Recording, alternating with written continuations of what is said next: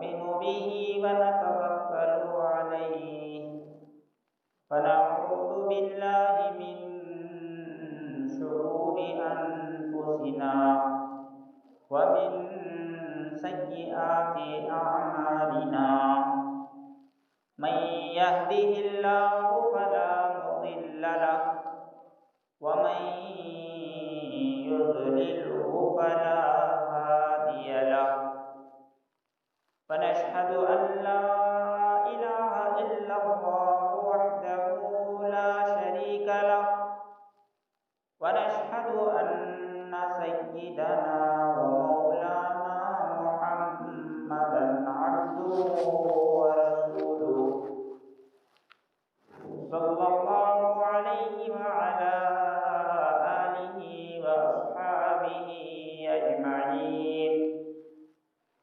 अम्मा बअदु फ़क़द क़ाल अल्लाहु तबारक व तआला फ़िल क़ुरआनिल मजीद वल फ़ुरक़ानिल हमीद।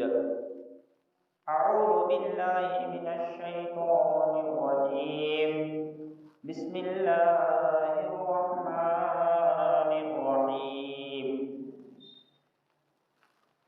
अला इन्ना औलिया अल्लाहि ला खौफुन अलैहिम व ला हुम यहज़नून अल्लज़ीना आमनू व कानू यत्तक़ून लहुमुल बुश्रा फिल हयातिद दुनिया व फिल आखिरह ला तब्दीला लिकलिमातिल्लाह ज़ालिका हुवल फ़ौज़ुल अज़ीम।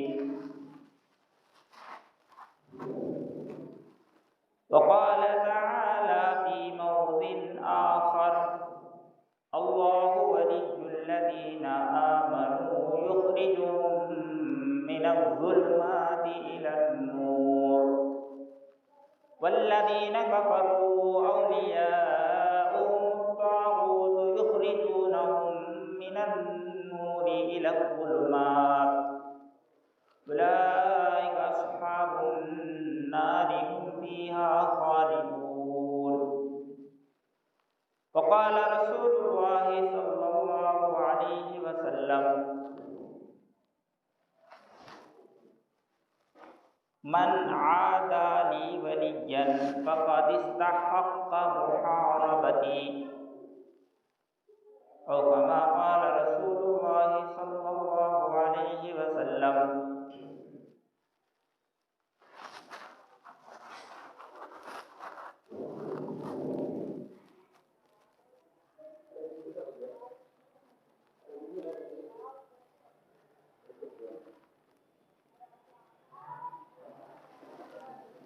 मोहतरम हज़रात, मेरे भाइयों, बुजुर्गों और दीनी साथियों,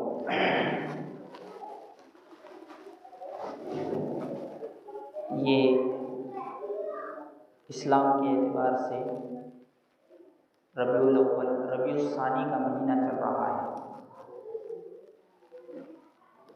और इस महीने में एक बहुत बड़े अल्लाह वाले पैदा हुए। इस महीने की तरफ या इस महीने को उनकी तरफ निस्बत की जाती है।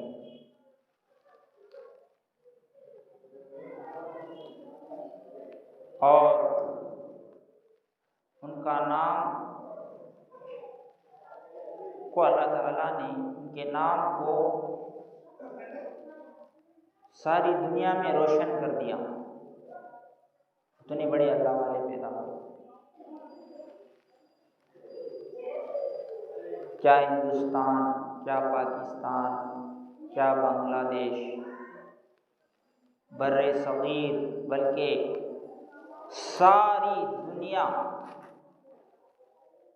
उस अल्लाह वाले को पहचानती है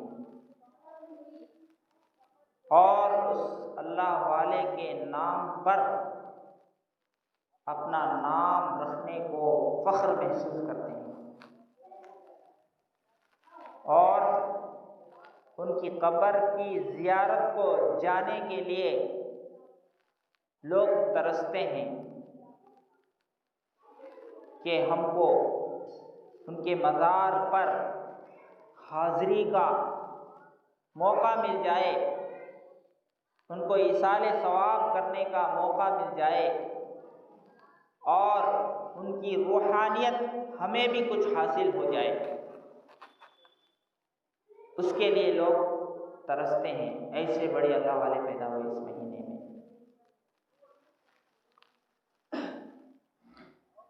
तो उनकी तरफ निस्बत इसलिए है कि वो रबीउस्सानी की 11 तारीख को उनकी वफ़ात हुई। शेख अब्दुल कादिर जीलानी, कुत्बे रब्बानी, गौसे समदानी, पीराने पीर, सय्यिदुत ताइफा, सुल्तानुल औलिया शेख अब्दुल कादिर जीलानी रहमतुल्लाहि अलैहि की पैदाइश है वो 470 हिजरी में हुई। 470 हिजरी, ईस्वी नहीं, इस्लामिक कैलेंडर के एतबार से 470 में पैदा हुए। और जिस गांव में वो पैदा हुए वो गांव, इलाके का नाम गीलान या जीलान था। गीलान या जीलान, लोग जो है गिलानी नाम भी रख लेते हैं कि उन्होंने जिस गांव में पैदा हुए वो गांव का अपना नाम रख ले रहे हैं लोग, रखने के लिए सादत समझ रहे हैं। कितने बड़े हस्ती होंगे वो। जीलानी है ना, ये विनुकोंडा में कितने जीलानियाँ मिलेंगे, सुबहानी कितने मिलेंगे। सबसे ज़्यादा फैक्ट्री विनुकोंडा में ही है सुबहानियों का। तो सुबहानी, जीलानी, रब्बानी ये उनका है। रब्बानी यानी रब वाला, जीलानी जीलान का रहने वाला, गीलानी चाहे गीलानी या जीलानी, क्योंकि अरबी में गाफ नहीं आता। अरबी में गैन तो है लेकिन गाफ नहीं है उर्दू का, इसीलिए जो है वो गीलानी, जीलानी गाफ जो है जीम से बदल जाता है। यानी अगर कोई लफ्ज़ गाफ से शुरू हो रहा है, क्योंकि वो अरबी में तो नहीं है, गाफ गैन है गाफ नहीं है, तो गाफ से अगर कोई शुरू हो रहा है लफ्ज़ तो वो अरबी में जा कर के जीम से बदल जाता है उसको, तो जीलानी बोलेंगे इसको, गीलानी जा कर के जीलानी। तो बहरहाल वो जीलान में पैदा हुए। जीलान में जो के ईरान के अंदर एक शोबे का नाम है, एक स्टेट का नाम है। जीलान जो है ईरान के अंदर एक स्टेट का नाम है। वो स्टेट में शेख अब्दुल कादिर जीलानी रहमतुल्लाहि अलैहि पैदा हुए। तो लोग उनका नाम रखने के लिए पसंद करते हैं और उनके नाम पर लोग खाना भी खिलाते हैं 11वीं के नाम से। यानी क्यों, ये जितने 11वीं करने वाले हैं इनसे अगर पूछे आप कि आप क्यों 11वीं करते हैं, वो बता नहीं सकते। वो उनको मालूम ही नहीं है 11वीं क्या होती है, क्यों हम कर रहे हैं वो वजह भी मालूम नहीं है उनको। लेकिन क्योंकि चले आ रहा है माँ बाप से और परंपरा, तुम्हारी ज़बान में जैसे कहा जाता है वैसे ये करते आ रहे हैं, तो लिहाजा हम उसको करते रहेंगे, छोड़ेंगे नहीं उसको।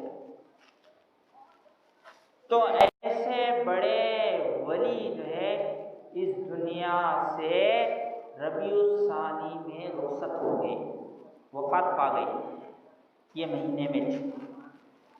तो उनको ईसाले सवाब करने के लिए लोग 11वीं मनाते हैं, खाना डालते हैं उनके नाम पर। अब उनका डेट भी कोई फिक्स नहीं है, 3 है, 9, 10, 11, 9, 10, 11। बहरहाल रबीउल सानी तो फिक्स है उनका कि रबीउल सानी के अंदर ही वो वफात पाए, दुनिया से रुखसत हो गए। तो इतने बड़ी शख्सियत, इतने बड़े अल्लाह वाले, इतने बड़े आलिम, वो सिर्फ जो है अल्लाह वाले ही नहीं थे बल्कि आलिम भी थे, मुहद्दिस भी थे, फ़क़ीह भी थे और आरिफ भी थे, यानी अल्लाह को पहचानने वाले, दरगाहों को पहचानने वाले नहीं। फला जगह फला दरगाह है, फला जगह फला दरगाह है, नेल्लूर में, गुंटूर में, मस्तान वली, दरगाहों को पहचानी। मुसलमानों को दरगाहें ज़्यादा याद रहती हैं, अल्लाह को पहचानते नहीं हैं लेकिन दरगाहों को ज़्यादा पहचानते हैं। आप हिसाब लगा कर देखें, ये महल्ले में मस्जिदें कम होंगी लेकिन दरगाहें ज़्यादा हैं। ये महल्ले में मस्जिदें कम है, दरगाहें ज़्यादा है। यहाँ सामने झंडे का दरगाह है, उसकी भी पूजा करने वाले हैं, मुसलमान पूजा कर रहा है। उससे ज़रा आगे जाएंगे, उधर राइट को लेंगे, वो गुड़ी के पास, वहाँ भी एक दरगाह है, उसकी भी पूजा करने वाले हैं। आप शाम में कभी जाकर देखिए, उधर वहाँ जो है चिराग जला हुआ रहता। क्यों? रबीउल सानी चल रहा है ना, रबीउल सानी महीना चल रहा है, दरगाहों की पूजा की जा रही है इसमें।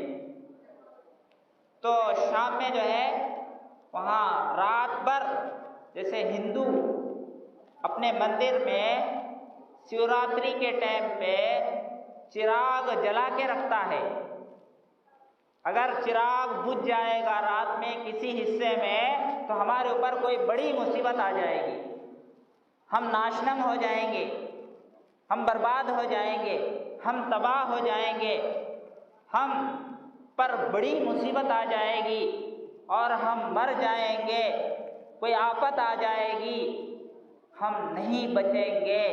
जैसे वो ये समझ करके रात भर चिराग बुझने नहीं देता, ऐसे ही मुसलमान भी कर रहा है दरगाह के पास। मुसलमान भी ये महीने में चिराग जला के रख रहा है, चिराग बुझने नहीं देते उसको, सुबह तक, शाम में जो जलाते। इधर जाएंगे आप, हमारे करीमुल्लाह भाई के घर के सामने से एक दरगाह है, ठंडा झाड़ू, कौन सा दरगाह है वो, मान नहीं हाँ, तो वहाँ भी इनके घर के सामने एक दरगाह है। फिर जर्रा आगे जाएंगे 4 कदम 10 कदम, उसके बाद एक दरगाह है। फिर उसके बाद उधर रहमानिया मस्जिद के पास भी दरगाह है। कितने दरगाह, गैर मुस्लिमों के महल्ले में उतने मंदिर नहीं होंगे जितने मुसलमानों के महल्ले में दरगाह हैं, दरगाह की पूजा करने वाले हैं। अस्तग़फिरुल्लाह, ला हौला वला कुव्वता इल्ला बिल्लाहिल अलिय्यिल अज़ीम।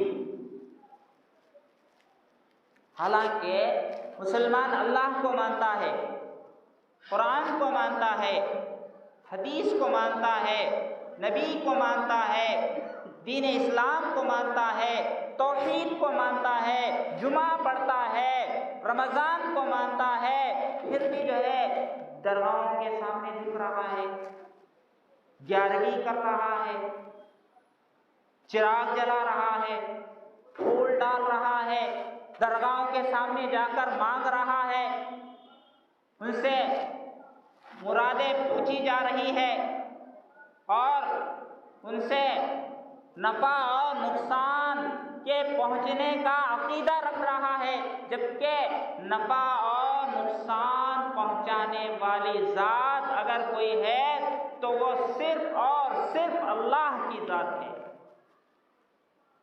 अल्लाह ही किसी को नफ़ा पहुंचाते हैं, अल्लाह ही किसी को नुकसान पहुंचाते हैं, अल्लाह ही किसी को बीमार करता है, किसी को शिफा देता है, किसी को मौत देता है, किसी को ज़िंदगी देता है, किसी को रिस्क देता है, किसी को रिस्क से महरूम करता है, किसी को दौलत देता है, किसी को फ़कीर बना देता है, किसी को औलाद देता है, किसी को औलाद से महरूम कर देता है, और किसी को सिर्फ बच्चियां देता है, किसी को सिर्फ लड़के देता है, किसी को लड़के और लड़कियां दोनों देता है, किसी को इज्जत देता है, किसी को जलील करता है, किसी को अमीर बनाता है, किसी को गरीब बनाता है, किसी को खूबसूरत बनाता है, किसी को बदसूरत बनाता है, किसी को मर्द बनाया, किसी को औरत बनाया।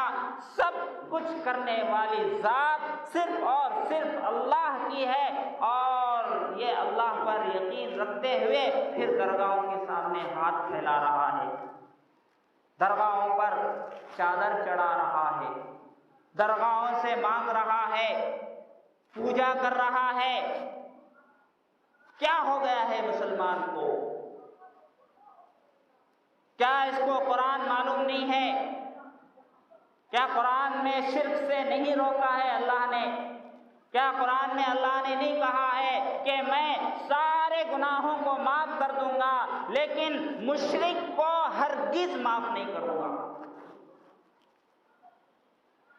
जो मेरे अलावा किसी और को रब मानता हो, जो मेरे अलावा किसी और को मेरी ज़रूरतें पूरी करने वाला समझता हो, जो मेरे अलावा किसी और को नफ़ा नुकसान देने का मालिक समझता हो, तो ऐसा आदमी मुशरिक है। जो मेरे बराबर किसी और को खुदा समझता हो और उसका यकीन उसके ऊपर है, तो ऐसा आदमी मुशरिक है। तो मुसलमान शिर्क के काम कर रहा है आज। कौन समझाए इनको? क्यों नहीं समझ रहे हैं? न्यू ईयर मनाना समझ में आ गया मुसलमान को, टीचर्स डे बनाना समझ में आ गया, वैलेंटाइन डे समझ में आ गया, और एनिवर्सरी डे,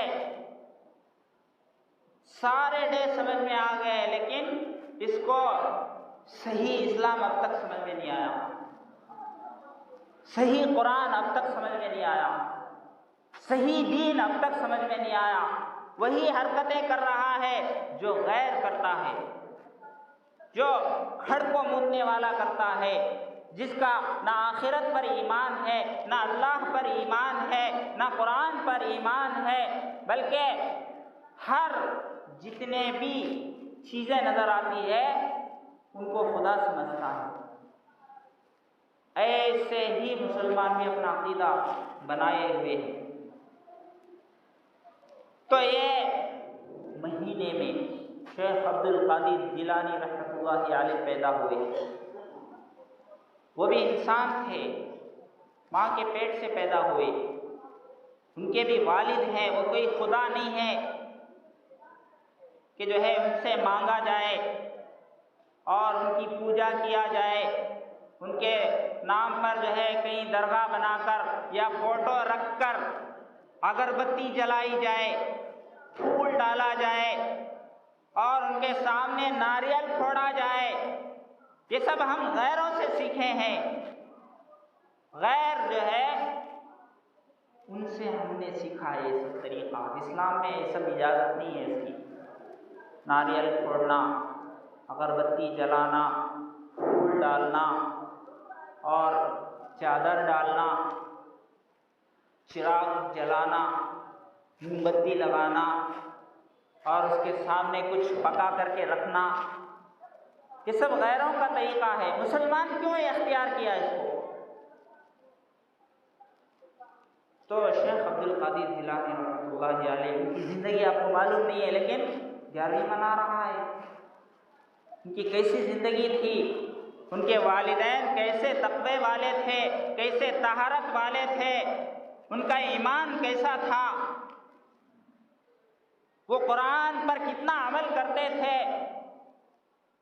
उनकी नमाजें कैसी थी, उनके अखलाक कैसे थे, उनके मामलात कैसे थे। आज मुसलमान को उससे कोई मतलब नहीं है। बस एक चीज़ याद है उनका, उनके नाम पे पलू पकाओ और खाओ, मज़े करो।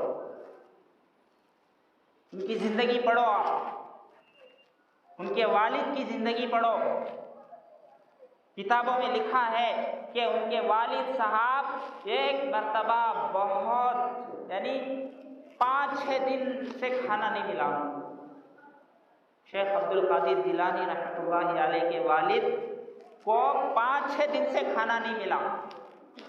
तो शेख अब्दुल कादिर जिलानी रहमतुल्लाहि अलैह के वालिद का नाम है अबू सालेह। शेख अब्दुल कादिर जिलानी रहमतुल्लाहि अलैह के वालिद का नाम है अबू सालेह और इनका नसब हज़रत हसन रज़ी अल्लाह तआला अन्हु से जाके मिलता है। यानी हुज़ूर सल्लल्लाहु अलैहि वसल्लम के ख़ानदान से इनका ख़ानदान मिलता है। तो ये भूखे थे, कई दिनों से खाना नहीं है, तो एक नदी के किनारे जा रहे थे, एक नहर के किनारे जा रहे थे। तो कई दिन से भूख लगी है, खाना नहीं है। तो उन्होंने देखा नहर के अंदर एक अनार बह के जा रहा है। तो सोचा कि अब खाने के लिए कुछ नहीं है, जान बचाना भी ज़रूरी है, इसको खा लूँ। उठा लिए अनार को, जो दरिया में, नदी में, नहर में बह रहा था, उसको उठा लिए और बाजू आकर के उसको खा लिए। फिर खाने के बाद फिक्र हुई कि मैं जो है ये तो खा लिया, ऐसे मजबूरी है, खा सकते, जान अगर चला जाए, यानी जान जाने का अंदेशा हो तो फिर जो है हराम खाना हलाल हो जाता है। जैसे सुअर खाना हराम है तो मजबूरी की हालत में शरीयत इजाज़त देती है कि सुअर खा सकते, कुत्ता खा सकते। अगर जान जाने का अंदेशा हो तो जान को बचाने के लिए कुत्ता खाना खा सकते, पेट भर के नहीं। तो खाने को खा लिए, मजबूरी है, लेकिन उनको दिल में एहसास पैदा हुआ कि जो है मैं बग़ैर इजाज़त के किसी का खा लिया हूँ, बग़ैर इजाज़त के किसी का सेब खा लिया। अगर कल क़यामत के दिन वो अल्लाह ताला से ये कहे कि अब्दुल कादिर के वालिद अबू सालेह, ए अबू सालेह, तूने मेरा सेब मेरी इजाज़त के बग़ैर खा लिया है, तू मेरा सेब का बदला दे दे। अगर कल क़यामत के दिन वो आदमी जिसका मैं अनार खाया हूँ, सेब नहीं अनार, वो अनार अगर पूछेगा तो मैं क्या जवाब दूँ अल्लाह ताला को, वो आदमी को क्या बोलूँ मैं। एहसास पैदा हुआ उनके दिल में। लेकिन आज हमको यानी कितने लोगों के पैसे खा जाते हैं हराम, कितने लोगों के पैसे हजम कर जाते हैं, कभी एहसास नहीं होता मैंने किसी का पैसा खाया है। रिश्वत लेकर के खा जाते हैं, सूद लेकर के खा जाते हैं, झूठ बोल करके खा जाते हैं, धोखा दे करके डुबा देते हैं पैसे। लेकिन एहसास नहीं हुआ कभी भी जो है क़यामत के दिन इन पैसों का जवाब देना पड़ेगा, इसका पूछ होगी मुझसे, कभी एहसास नहीं हुआ। एक अनार खाए वो भी मजबूरी की हालत में, हमको कोई मजबूरी नहीं है, फिर भी सब हराम माल हमारे जिस्म में जा रहा है, लेकिन कभी एहसास नहीं होता कि हमारे पेट में हलाल जा रहा है या हराम जा रहा है। तो एहसास हुआ, डर था अल्लाह का, आखिरत की फिक्र थी, अल्लाह वाले थे। तो ढूंढते हुए गए कि ये किसका हो सकता है। तो दूर जाने के बाद मालूम हुआ कि वहाँ वो जो नहर जा रहा है उसके किनारे में किसी का बाग है। तो उन्होंने सोचा कि शायद ये इसी बाग का अनार है। दालिमरा, अनार बोले तो मालूम नहीं होता शायद, दालिमरा तुम्हारी ज़बान में बोलते हैं इसको, पोमोग्रेनेट नहीं, तो वो एक अनार खाए तो जाके मालिक, बाग के मालिक को जाके मिले और कहा कि आप मुझे माफ़ कर दीजिए। वो आदमी परेशान हो गया, बाग का मालिक, क्या बात है, तुम्हें कौन की, मैं कौन की, तुम्हें कभी हमें मिले ही नहीं, कभी मुलाकात ही नहीं हुई हमारी, और तो आके कह रहा है माफ़ कर दे, क्या बात है। तो उनके वालिद अबू सालेह, शेख अब्दुल कादिर जिलानी रहमतुल्लाह अलैह के वालिद अबू सालेह रहमतुल्लाह अलैह ने कहा, असल ये है कि मैं कई दिन से भूखा था, मैं जा रहा था नहर के किनारे, तो एक मुझे अनार मिला और मैं उसको खा लिया तुम्हारी इजाज़त के बग़ैर, और मैं बाद में मुझे एहसास हुआ कि जो है ये अनार दूसरे का है, मैंने बग़ैर इजाज़त के खा लिया है, कल क़यामत के दिन अल्लाह पूछेंगे तो क्या जवाब दूँगा, इसलिए मैं आपसे माफ़ी चाहने आया हूँ, मुझे माफ़ कर दीजिए। तो उनके वालिद माफ़ी मांगे, वो उन्होंने मौका देखा और कहा कि भाई मैं माफ़ नहीं करता, नहीं माफ़ करो, मैं माफ़ नहीं करता, मैं मुझे वही अनार चाहिए, मुझे अनार चाहिए, मेरे पास पैसे भी नहीं है कि जो है मैं दूसरा अनार बाजार से ला के दूँ या कहीं से ख़रीद के ला कर दे दूँ, नहीं ऐसा करो दूसरा अनार ला के दूँगा मैं आपको, टाइम दे दो मुझे, नहीं दूसरा अनार नहीं चाहिए मुझे, जो अनार तुम खाए हो वही अनार चाहिए मुझे। अब फंस गए, क्या करूँ, कहा कि ऐसा करो, जब ये बाग में तुमको मेरे पास ही रहना पड़ेगा, कब तक, जब जो है इस बाग में फिर अनार लग जाए उस वक्त तक रहना पड़ेगा, तुमको उसकी देखभाल करना पड़ेगा, उसको पानी देना पड़ेगा, और वक्तन फवक्तन जो है वहाँ निगरानी करना पड़ेगा बाग की। जब जो है फल आ जाएंगे, अनार फिर दोबारा लग जाएंगे, उस वक्त जो है मैं सोचूंगा तुम्हारे को माफ़ करूं या नहीं। तो राज़ी हो गए, ठीक है, अच्छी बात है। फिर जो है कुछ दिन के बाद वो बाग का जो मालिक है उनके वालिद को बुलाए, कहा कि एक अनार ला के दे दो। तो अनार ला के दिए, खाए, वो बराबर नहीं था, वो यानी मज़ेदार नहीं था। तो उनको पूछे, तुम इतने दिन से बाग में रहते हो, तुमको मालूम नहीं है कौन सा अनार अच्छा होता है, कौन सा खराब होता है, कैसा अनार ला के दिए हो तुम। तो उन्होंने कहा, मैं बाग में जो है अनार खाने के लिए नहीं हूँ, मैं तो निगरानी करने के लिए हूँ। एक अनार खाए तो ये मुसीबत आ गई, अब दूसरे अनार खाऊंगा तो बगैर इजाज़त के और क्या मुसीबत आएगी, इसलिए मैं कभी अनार को हाथ नहीं लगाया, कभी मुंह में नहीं डाला अनार को। तो समझ गए कि ये बहुत अल्लाह वाला आदमी है, इसको छोड़ना नहीं चाहिए, इसको छोड़ना नहीं चाहिए। तो बहाना ढूंढ रहे थे कि किसी तरह इनको मेरे पास ही रोक लो। तो कहा कि अब तो माफ़ कर दो, 6 महीने हो गए, जो है बाग के फल भी लग गए हैं, लिहाजा माफ़ कर दो। कहा नहीं, अभी भी माफ़ नहीं करता मैं।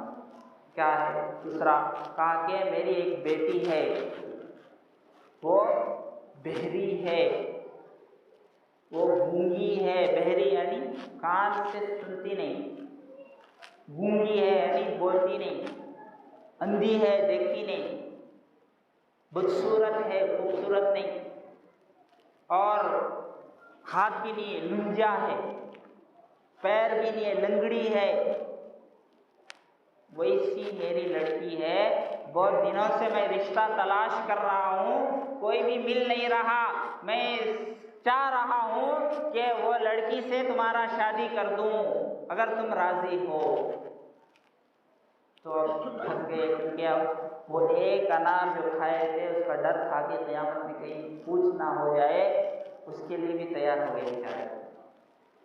फिर जो है बाद में बात करके शादी हो गई। जब बीवी से मिलने के लिए गए शादी के बाद तो सलाम किया, अस्सलामु अलैकुम रहमतुल्लाहि व बरकातुहू। तो औरत जवाब दी।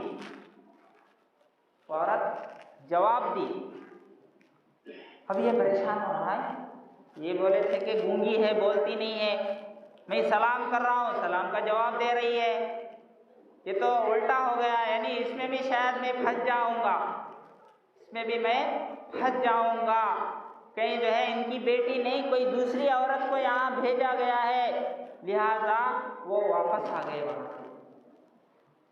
वो वालिद बाहर ही खड़े थे लड़की के। कहा क्या हुआ? मैं गया, लेकिन आपने कहा कि मेरी लड़की जो है गूंगी है, बोलती नहीं, लेकिन वो तो सलाम का जवाब दे रही है।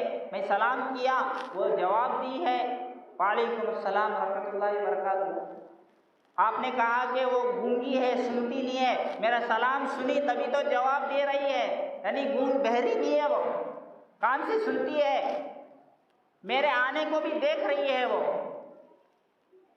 तो उन्होंने कहा असल में मैंने इस लड़की को ऐसा पाला है कि कभी भी गलत बातें इसने अपने कान से नहीं सुनी, कभी इसने गाना नहीं सुना अपने कानों से, कभी इसने अपनी ज़बान से गाना नहीं गाया, कभी इसने अपनी ज़बान से कोई गाली नहीं दी, कभी इसने अपनी ज़बान से किसी की गीबत नहीं की, कभी इसने अपनी ज़बान से झूठ नहीं बोला, कभी किसी वक्त भी किसी को इसने अपनी ज़बान से तकलीफ नहीं दिया।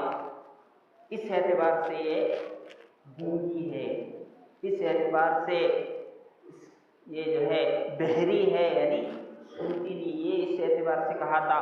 किसी गैर महरम की तरफ उसका हाथ कभी नहीं बढ़ा है, उस एतबार से ये लूंगी है, यानी उसके हाथ नहीं है। कभी गैर शरई कामों की तरफ इसके पैर नहीं गए, कभी सिनेमा देखने के लिए इसके पैर नहीं गए, लिहाजा उस एतबार से ये लंगड़ी है। ऐसे पाकीज़ा मैंने अपनी लड़की को पाला है, लिहाजा मैं सोच रहा था कि ऐसे नेक लड़की के लिए कौन नेक लड़का मिलेगा। तो मुझे तुम्हारे अंदर वो खूबी नजर आई कि तुम एक अनार के बदले में इतना फिक्रमंद हो गए। जाहिर है कि जिसके अंदर तकवा होता है वही जो है ऐसा करता है। अल्लाहु वलियुल लज़ीना आमनू युखरिजुहुम मिनज़-ज़ुलुमाति इलन-नूर। और शुरू में और भी आयत अल्लज़ीना कानू अल्लाहु अला इन्ना औलिया अल्लाहि ला खौफुन अलैहिम वला हुम यहज़नून अल्लज़ीना आमनू व कानू यत्तकून। यानी अल्लाह के दोस्तों की पहचान ये बयान की गई है कि वो मजबूत ईमान वाले होते हैं, व कानू यत्तकून, और अल्लाह से डरने वाले होते हैं।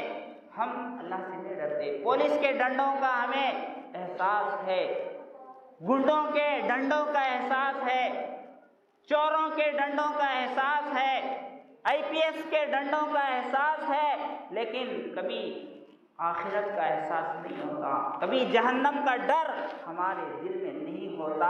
तो ये अल्लाह के दोस्त किसी से नहीं डरते, ना आईपीएस से डरते हैं, ना पुलिस के डंडों से डरते हैं, और ना किसी मखलूक से डरते हैं। अगर अल्लाह के दोस्त डरते हैं तो सिर्फ और सिर्फ अल्लाह से डरते हैं। वकानू यत्तकून, अल्लाह से डरने वाले। तो जब ऐसा मियाँ बीवी से यानी ऐसे मियाँ बीवी का निकाह हुआ तो उसके नतीजे में शेख अब्दुल कादिर जिलानी रहमतुल्लाह अलैह पैदा हुए। सोचिए अब वालिदैन कैसे हैं। तो दरख्त अपने यानी फल जो है अपने दरख्त से पहचाना जाता है। तो उनके वालिदैन कितने नेक थे। हम भी वालिद हैं, हम भी औलाद हैं, हमारा क्या हाल है। तो इसलिए जो है शेख अब्दुल कादिर जिलानी रहमतुल्लाहि अलैह को जो रबीउल सानी में 11वीं करते हैं वो जायज़ नहीं है। इसी महीने में हाँ, अगर आप उनको इसाले सवाब करना चाहते हैं, यानी उनके नाम पे खाना खिलाना चाहते हैं और उनके नाम पर सदका करना चाहते हैं तो कभी भी कर सकते हैं, लेकिन या ये रबीउल सानी के महीने में ही 11वीं करना और खाना खिलाना तो ये बिदात बन जाता है। यानी कभी इन्होंने ये नहीं कहा शेख अब्दुल कादिर जिलानी रहमतुल्लाहि अलैह ने कि मेरे नाम पे जो है तुम 11वीं करो और पलू पका के खिलाओ दूसरों को, तुम भी खाओ, ये कभी नहीं कहा। हाँ, उन्होंने ये तो कहा है जो मुसलमान नमाज नहीं पढ़ता उसको मुसलमानों के कब्रिस्तान में मत दफनाओ, ये तो उन्होंने कहा है, लेकिन नमाज नहीं पढ़ेंगे क्योंकि हमारा मिजाज है मीठा मीठा हप हप, कड़वा कड़वा तू तू, यानी कड़वा कड़वी है तो थूक देते हैं उसको, मीठा है तो खा जाते हैं। तो ऐसे ही नमाज पढ़ना मुश्किल काम है, इसलिए नमाज नहीं पढ़ेंगे हम 5 टाइम। और पलू पका के खाना आसान है, मीठा है, फ़ायदा है, उससे पेट को फ़ायदा है, जिस्म को फ़ायदा है, मुंह को मज़ा है, तो वो काम करते हैं। हालांकि वो कुरान पढ़ते थे, वो जिक्र करते थे, उनके ज़रिए से कई यहूदी मुसलमान हो गए, यहूदी और ईसाई 50,000 यहूदी और ईसाई जो है उनके हाथ में मुसलमान हो गए। हमारे हाथ में अभी है तो मुसलमान भी बिगड़ जाते, जो यानी सही रास्ते पे है उन्हें भी बिगड़ जाता, हमारे ऐसे अखलाक हैं। लेकिन उनके हाथ में वो भी मुसलमान थे, वो कुरान पढ़ते थे, अल्लाह वाले थे, उनके हाथ में गैर जो है ईमान लाया और 1 लाख लोग गुनहगार लोग उनके हाथ में जो है तौबा किए, यानी सही रास्ते पर आ गए। तो उनका ये पैगाम है, उन्होंने ये नहीं कहा जो है तुम 11वीं मनाओ। कभी भी इसाले सवाब करना है तो तारीख मुतय्यन नहीं, डेट फिक्स नहीं है कि जो है तीसरे दिन के बाद करो, कोई मर गया तो तीसरे दिन के बाद जा कर के वहाँ कब्र पे जियारत करके आते, ये गलत है। पहले दिन भी कर सकते आप, दूसरे दिन भी कर सकते, कभी भी कर सकते, कोई दिन मुतय्यन नहीं, कोई डेट मुतय्यन नहीं, कोई वक्त मुतय्यन नहीं कि इसी दिन जो है इसाले सवाब करना है। तो ये 11वीं के महीने यानी रबीउल सानी के महीने में वो वफात पा गए हैं, इसी महीने में हम इसाले सवाब करेंगे, उसके बाद नहीं करेंगे तो गलत है।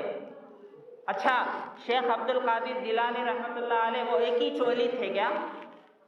और वली नहीं थे और औलिया नहीं थे?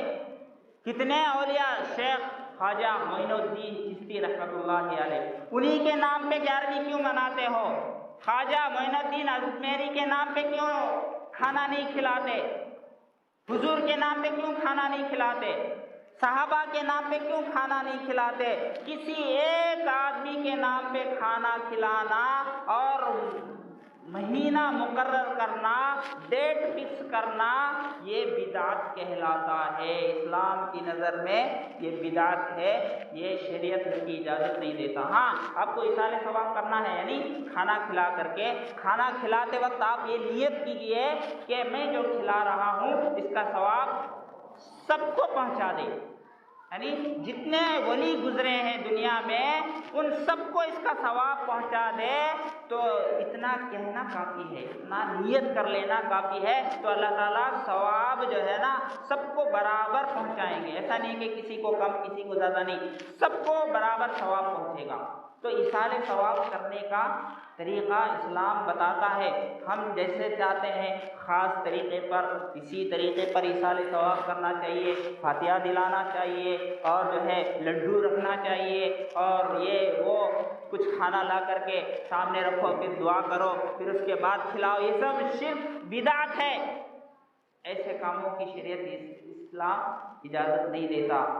वक्त ज़्यादा हो गया है, अल्लाह ताला अमल की तौफीक अता फरमाए। व आखिरु दावाना अनिल हम्दुलिल्लाहि रब्बिल आलमीन। जो सुन्नत नहीं पढ़े वो सुन्नतें पढ़े।